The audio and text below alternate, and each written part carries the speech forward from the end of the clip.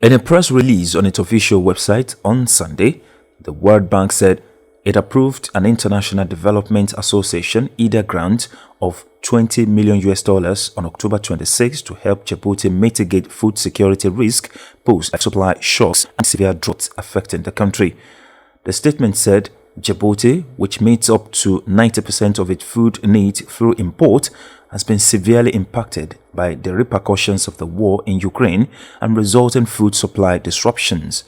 It also said the COVID-19 pandemic and the conflict in the neighboring Ethiopia have led to deterioration in the country's economic situation and affected consumer purchasing power and food availability.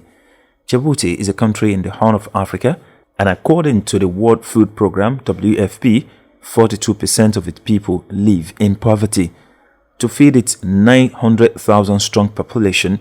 the WFP has claimed that Djibouti imports 90% of the food it needs, making it highly dependent on the international food market.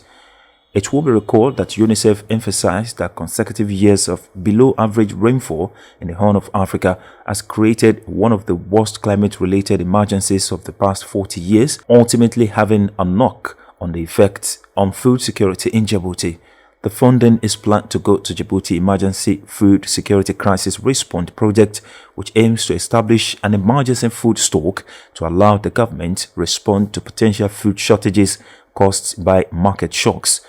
The World Bank hopes that the project will reduce the impact of market shocks, particularly on the poor. Boubacar Sedbari, World Bank resident representative in Djibouti, said the new project will help the country ensure the availability of a minimum level of basic food commodities as one of the instruments to strengthen its capacity to withstand future food supply shocks.